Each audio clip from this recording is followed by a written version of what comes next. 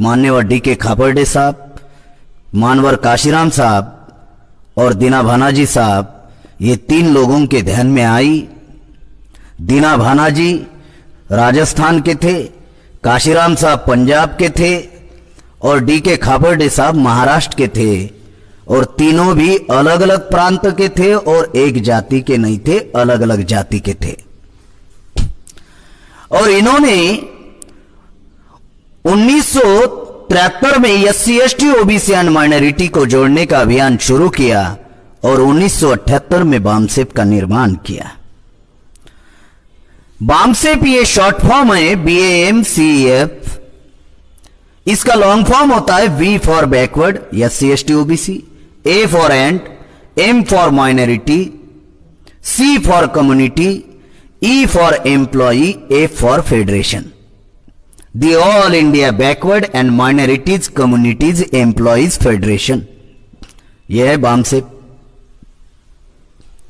अब BAMCEF employees federation है, लेकिन एम्प्लॉई लोगों के लिए काम नहीं करते हैं, लेकिन लाखों एम्प्लॉई बामसेप के साथ जुड़े हुए हैं। देखिए, 2 बात बताई। एक, एम्प्लॉय फेडरेशन है लेकिन एम्प्लॉय लोगों के लिए काम नहीं करता। दूसरी बात बताई, फिर भी लाखों लोग जुड़े हुए।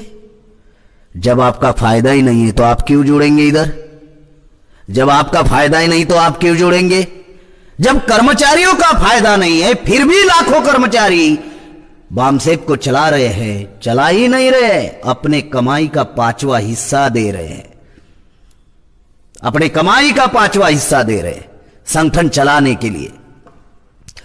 उसका कारण यह है कि 26 जनवरी 1950 के पहले हमारे समाज में नेता, कर्मचारी, विद्यार्थी नहीं था, क्योंकि मनुस्मृति धर्म ग्रंथ के आधार पर देश चल रहा था। हमें शिक्षा का अधिकार नहीं था, संपत्ति रखने का अधिकार नहीं था, शस्त्र रखने का अधिकार नहीं था। हमारे महापुरुषों ने जो आंदोलन चलाया, राष्ट्रपिता ज्योतिराव फुले, छत्रपति शाहू महाराज, क्रांतिवीर बिरसा मुंडा, डॉक्टर बाबा साहब अम्बेडकर, फातिमा शेख, इन लोगों ने जो आंदोलन चलाया, इस आंदोलन की बदौलत भारत में संविधान का निर्माण हुआ। और जिस समाज को अधिकार नहीं था 1950 के पहले, अगर मैं कहूं यहां पे कि 1950 के पहले यहां पर बैठे हुए किस व्यक्ति के पिताजी आईएएस थे, आईपीएस थे, डॉक्टर थे, वकील थे, इंजीनियर थे? जवाब देंगे आप? नहीं थे, क्योंकि पढ़ने लिखने का अधिकार नहीं था। तो महापुरुषों के आंदोलन की बदौलत संविधान का निर्माण हुआ और संविधान में अधिकार मिला। Reservation in education, reservation in service, reservation in promotion, reservation in politics. इस वजह से नेता निर्माण हुआ, इस वजह से कर्मचारी निर्माण हुआ, इस वजह से बुद्धिजीवी वर्ग निर्माण हुआ। ये महापुरुषों के आंदोलन की बदौलत जो संविधान का निर्माण हुआ, उस वजह से निर्माण हुआ।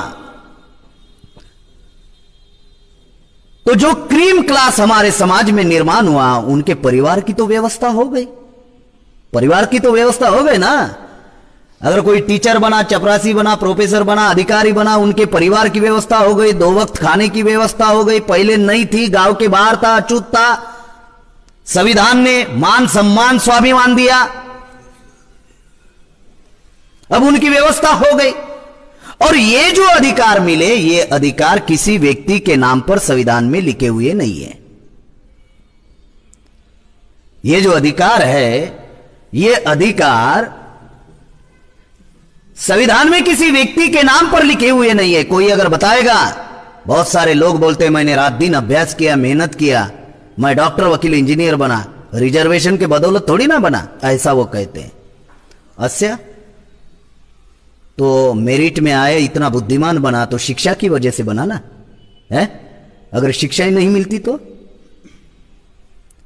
पढ़ने लिखने का अधिकार बाप दादा को नहीं था। आज मैं पीजी का स्टूडेंट हूं, 1 मिनट के लिए सोचता हूं अगर मेरा दादा ग्रेजुएट होता तो, और उसका बाप अगर 12वीं पढ़ा लिखा होता तो मैं यहां पर होता कि भाषण देने के लिए? तो जनरेशन में कितना बदलाव होता। तो ये संविधान की बदौलत हमको अधिकार मिले। किसी व्यक्ति के नाम पर संविधान में अधिकार लिखे हुए नहीं है, अधिकार लिखे हुए है सोसाइटी के नाम पर। आर्टिकल 340 ओबीसी के लिए, आर्टिकल 341 शेड्यूल कास्ट के लिए, आर्टिकल 342 आदिवासियों के लिए, और इनसे जिन्होंने धर्म परिवर्तन किया, कॉन्स्टिट्यूशन में आर्टिकल 25 से लेकर 29 तक जो सिख, ईसाई, बुद्धिस्ट, मुसलमान हैं, उनको सिक्योरिटी, प्रोटेक्शन, रिप्रेजेंटेशन का अधिकार दिया।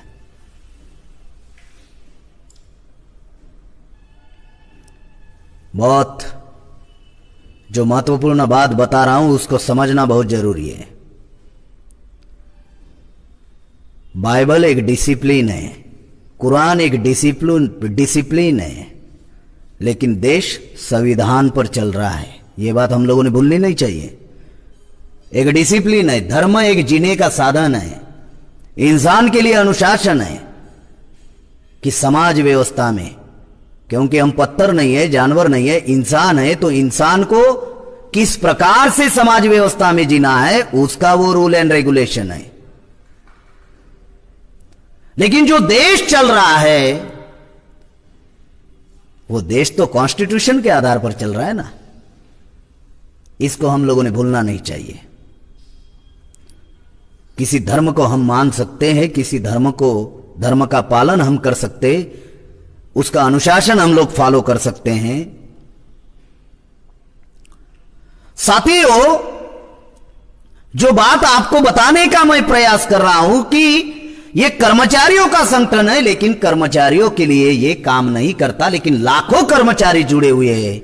वो इसलिए जुड़े हुए हैं क्योंकि बामसेप उन कर्मचारियों में रियलाइजेशन, एहसास निर्माण करता है कि ये जो शिक्षा मिली, ये जो नौकरी मिली, बुद्धिमान हो इस वजह से नहीं मिली, समाज के नाम पर मिली।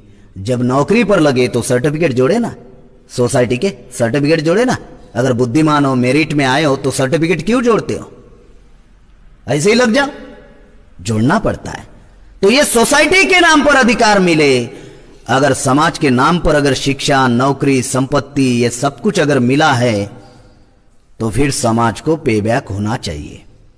इसलिए पे बैक टू सोसाइटी, जिनमें यह एहसास होता है कि मुझे समाज के नाम पर यह सब कुछ मिला, मुझे महापुरुषों के आंदोलन की वजह से सब कुछ मिला, जिस वजह से मेरा परिवार चल रहा है, ये जिनमें एहसास होता है वो लोग अपने कमाई का कुछ हिस्सा बामसेप में देते हैं। इसीलिए बामसेप में कर्मचारी काम करते हैं।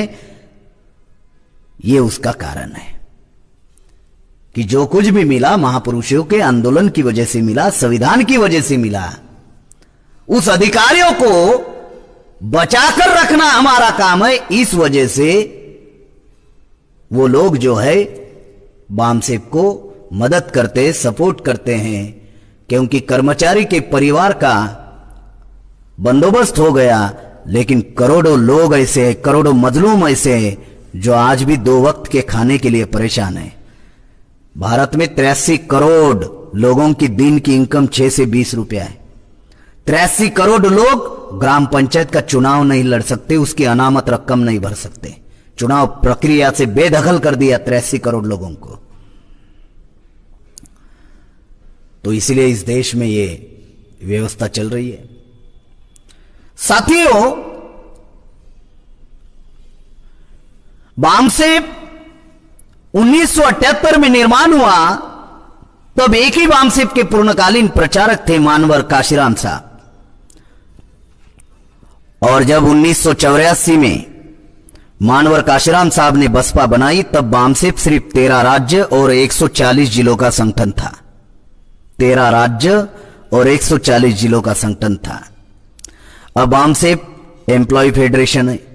एम्प्लॉयियों को सिविल कंडक्ट रूल लागू है, और सिविल कंडक्ट रूल के अनुसार जो कर्मचारी होता है वो कर्मचारी किसी पॉलिटिकली पार्टी का प्रचार नहीं कर सकता। बंगाल में ये रूल बनाया टीचरों के लिए, लेकिन कॉन्स्टिट्यूशन में ऐसा कोई रूल नहीं है। कॉन्स्टिट्यूशन में सिविल कंडक्ट रूल में किसी भी पॉलिटिकली पार्टी के बैनर तले कोई कर्मचारी प्रचार नहीं कर सकता। तो इसलिए बामसेप जो है ये नॉन पॉलिटिकली है, नॉन रिलीजियस है, किसी धर्म का प्रचार नहीं करता और नॉन एजिटेशनल है, संघर्ष नहीं कर सकता। साथियों, जब काशीराम साहब ने बसपा बनाई तो बसपा पॉलिटिकल पार्टी थी, इस वजह से उनका और बामसेप का कोई संबंध नहीं था 84 के बाद में। तब मान्यवर खापर्डे साहब ने, जो बामसेप के वर्तमान के राष्ट्रीय अध्यक्ष वामन मेश्राम साहब है, जब वामन मेश्राम साहब पढ़ाई कर रहे थे, बाबा साहब आंबेडकर ने जो मिलिंद विद्यालय बनाया औरंगाबाद महाराष्ट्र में, वहां पर पढ़ाई कर रहे थे। पढ़ाई करते हुए ही बामसेप से जुड़ गए। 1978 से मेश्राम साहब जुड़े हुए थे, लेकिन 84 में वामन मेश्राम साहब नौकरी कर रहे थे बीएसएनएल में, नांदेड़ महाराष्ट्र में। नांदेड़ जिला है। तो जैसे ही काशीराम साहब ने 84 में बसपा बनाई, वैसे ही खापर्डे साहब ने वामन मेश्राम साहब के सामने प्रस्ताव रखा कि अभी आपको नौकरी छोड़नी होगी। मेश्राम साहब ने उनके प्रस्ताव को स्वीकारा और स्वीकार कर 1984 में नौकरी छोड़ी और उन्होंने अपने जीवन में कुछ निर्णय लिए। पहला निर्णय कि मैं एक दिन एक रात बेवजह एक जगह पर नहीं रुकूंगा। निरंतर चलते रहे, रेलवे में चले, बस में चले, ऑटो में चले, टोटो में चले, टू व्हीलर पर चले, साइकिल पर चले। जो सार्वजनिक शौचालय वहां पर नहाना धोना किया, धर्मशालाओं में जिंदगी बिताई, रेलवे स्टेशन पर सोए। और उन्होंने आज ये संगठन बामसेप 31 राज्य का संगठन बनाया और 550 जिलों का संगठन बनाया। आज करीबन 5000 तहसील में हमारे यूनिट्स है बामसेप के, और भारत में 55,000 ब्लॉक है। 55 से लेकर 60,000 ब्लॉक है। आज 22,000 ब्लॉक में आज बामसेप कार्यरत है, और भारत में 7,20,000 गांव है, उनमें से 2.5 लाख गांव में हमारे यूनिट है। उन्होंने जिंदगी में निर्णय लिया, कोई भी व्यक्ति जिंदगी में ऐसे ही सफल नहीं होता। वही व्यक्ति जिंदगी में सफल होता है जो किसी भी काम को अपनी जिंदगी का मकसद बनाता है। कोई व्यक्ति सफल नहीं होता ऐरा गैरा नत्तू कह रहा। मकसद निर्धारित करना पड़ता है, ऑब्जेक्टिव गोल निर्धारित करना पड़ता है कि हमें बनना क्या है। दूसरा, उन्होंने निर्णय लिया कि हमारी समाज की जो समस्या है वो देशव्यापी समस्या है। बेरोजगारी बंगाल की समस्या नहीं, पूरे देश की है। भूखमरी बंगाल में है और बाकी के राज्य में नहीं है, ऐसा नहीं है। आरक्षण खत्म हो रहा है, सभी भारत में हो रहा है। नौकरी समाप्त हो रही है, भारत में हो रहा है। किसान परेशान है, पूरे भारत में। छात्र नौजवान परेशान है, पूरे भारत में है। जाति व्यवस्था पूरे भारत में है। तो समस्या हमारी देशव्यापी है, तो आपका संगठन भी देशव्यापी होना चाहिए। उन्होंने दूसरा निर्णय लिया कि संगठन देशव्यापी होना चाहिए। आज 31 राज्य का संगठन बनाया, भारत में 36 राज्य है। दूसरा, उन्होंने निर्णय लिया कि समस्या एक जाति की नहीं है, तो जो भारत में SC ST OBC and minority में जो 6,743 जातियां बनाई, ये 6,743 जातियों की समस्या है, तो संगठन एक जाति का नहीं होना चाहिए। इसलिए 6,743 जातियों के प्रतिनिधि इस आंदोलन में होना चाहिए। अगर 6,743 जातियों के प्रतिनिधि अगर हम लोग तैयार करते हैं, तो उनमें नेतृत्व तैयार हो सकता है। वो लोग अपने जाति का, अपने समाज का नेतृत्व कर सकते हैं, समाज को सही दिशा दे सकते हैं, अगर उनको तैयार कर दिया जाए। तो इसलिए यह संगठन एक जाति का संगठन नहीं है। आज 6,743 जातियों में से 3,600 जाति के लोग हमारे साथ मिलजुल कर काम कर रहे हैं। साथियों, अगर इस बामसेप को कोई एक जाति का भी संगठन बनाने का प्रयास करेगा तो भी बनने नहीं देंगे। कोई करेगा प्रयास तो भी बनने नहीं देंगे। तीसरा, मेश्राम साहब ने निर्णय लिया, आज मेश्राम साहब की उम्र, वामन मेश्राम साहब की उम्र आज 64 साल की उम्र है, 64 ईयर्स। उन्होंने निर्णय लिया कि मेरे जीते जी बामसेफ का आंदोलन समाप्त नहीं होना चाहिए। इसलिए उन्होंने निर्णय लिया कि यह आंदोलन नेक्स्ट जनरेशन में कन्वर्ट होना चाहिए। इसलिए बामसेफ के द्वारा 85 ऑफशूट विंग बनाए। 85 ऑफशूट विंग, 85 ऑफशूट विंग। जो हमारे अभी एक साथी ने पूछा कि अगर ये कर्मचारियों का संगठन है, मैं तो कर्मचारी नहीं हूं, बांग्ला में बोल रहे थे लेकिन थोड़ा समझ रहा था, क्योंकि मैं भी तो 11 दिसंबर से बंगाल घूम रहा हूं और अभी इधर ही रहूंगा, तो मैं भी कोशिश कर रहा हूं थोड़ा समझने की, सीखने की। आपके बंगाल का अगर राज्य का प्रभारी हूं तो मुझे बांग्ला को समझना होगा, सीखना होगा, तब ना इधर माहौल खड़ा होगा। तो बामसेफ कर्मचारियों का संगठन है, तो मैं नॉन एम्प्लॉय हूं, मैं बामसेफ में कैसे काम कर सकता हूं? इसका भी समस्या का समाधान बामसेफ ने किया और आंदोलन को नेक्स्ट जनरेशन में कन्वर्ट करने के लिए हम लोगों ने 85 ऑफशूट विंग बनाई। उसमें विद्यार्थी युवा बेरोजगार मोर्चा के संगठन है, राष्ट्रीय किसान मोर्चा है, महिलाओं का संगठन है, राष्ट्रीय मूल निवासी महिला संघ, डॉक्टरों का संगठन बनाया, Indian medical professional association, engineer लोगों का संगठन बनाया, इंडियन इंजीनियर्स प्रोफेशनल एसोसिएशन, जो सिख, ईसाई, बुद्धिस्ट, मुसलमान है, जैन है, लिंगायत है, इनको जोड़ने के लिए संगठन बनाया, राष्ट्रीय माइनॉरिटी मोर्चा। फिर इसके अंतर्गत 6 संगठन कार्यरत है, राष्ट्रीय मुस्लिम मोर्चा, राष्ट्रीय क्रिश्चियन मोर्चा, राष्ट्रीय जैन मोर्चा, बुद्धिस्ट इंटरनेशनल नेटवर्क। ऐसे 85 संगठन हम लोगों ने बनाए। आज जो छात्र नौजवान हैं, वो छात्र नौजवान को अगर हम लोग 10 साल इस आंदोलन में इन्वेस्ट करने के लिए अगर उनको तैयार करते हैं, तो आने वाले दिनों में यह आंदोलन नेक्स्ट जनरेशन में कन्वर्ट हो जाएगा।